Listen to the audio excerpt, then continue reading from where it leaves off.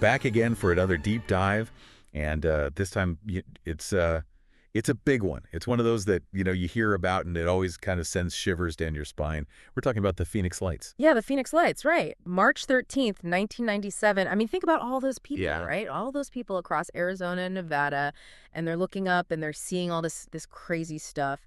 And I mean, some sources actually say this was the biggest mass UFO sighting ever in the U.S. It's pretty wild. No kidding. And what's even crazier is you've got like two different types of sightings all happening on the same night.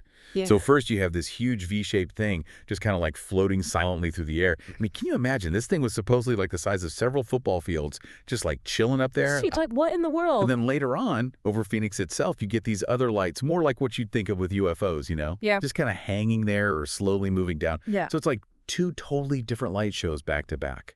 Yeah, and the official explanation you always hear is that it was military flares, right? And that might explain the second set of lights, the ones over Phoenix.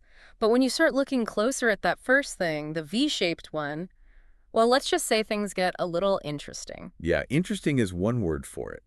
Because if it was just some kind of plane or something, you'd think it would be making some noise, right? But so many witnesses said it was totally silent. And something that big, making no sound at all, that's not your typical plane. Right, exactly. And then there are those descriptions of it that said it looked like a giant carpenter's square up in the sky. Yeah.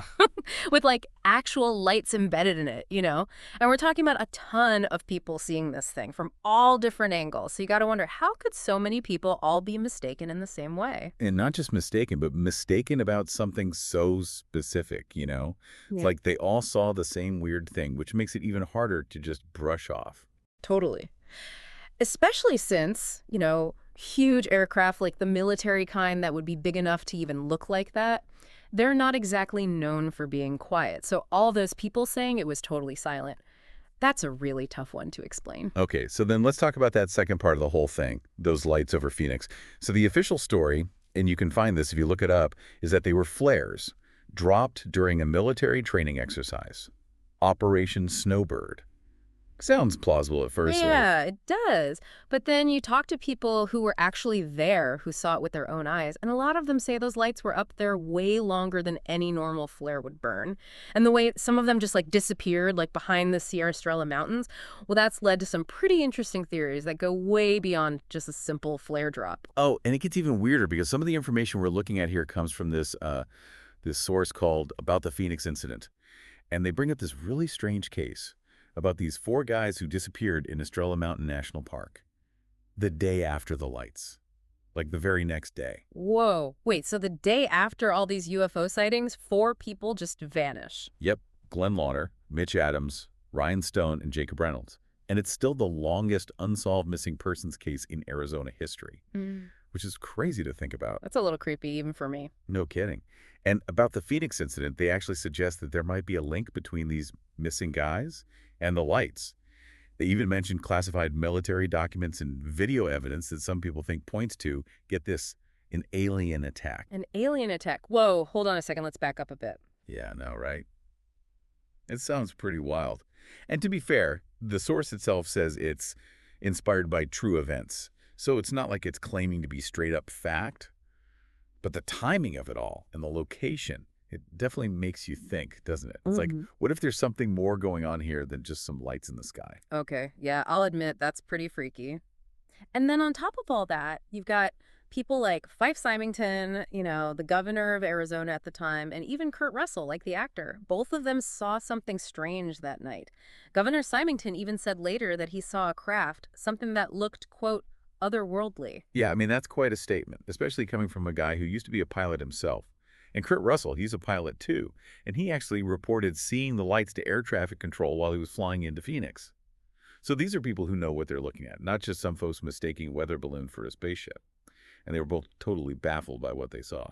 Exactly. Like if Kurt Russell is calling air traffic control about UFOs, you know it's got to be something real strange. And then you've got all the pictures and videos that people took, especially those ones in that documentary by Lynn Kaida. I mean, sure, some people say those can be explained away, but there are so many of them, and they all seem to show the same kind of thing. It's hard to ignore. Right, so here's where we are. On one hand, you've got the official story, which says it was just flares from this military exercise, Operation Snowbird. Mm.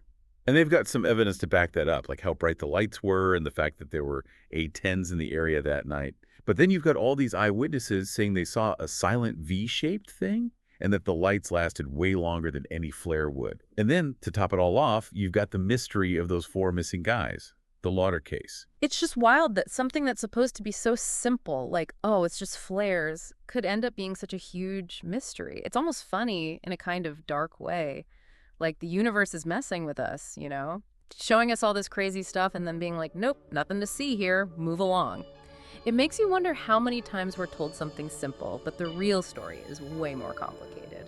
So now it's your turn to weigh in, listeners. What do you think about all of this? The official story, the eyewitness accounts, the pictures, the videos, and that super creepy disappearance. Were the Phoenix Lights just military flares? Or is there something more to this Arizona mystery? Yeah, it really makes you think about how we see the world, you know, how much we can trust our own memories and how powerful those unexplained things are. They can really capture our imaginations and make us question everything. It really does make you think. And if this whole Phoenix Lights thing has got you curious, head on over to www.mystics.com and vote for this episode. Your vote could be the thing that sends the rest of the Mystery Quest team on a deeper dive into all of this, maybe even a field trip out to Arizona. Who knows what they might find? The Phoenix Lights really show us that the world is full of mysteries. And sometimes, the best stories are the ones that leave us with more questions than answers. So keep looking up and keep asking those questions. That's right. Keep wondering, because you never know what's out there.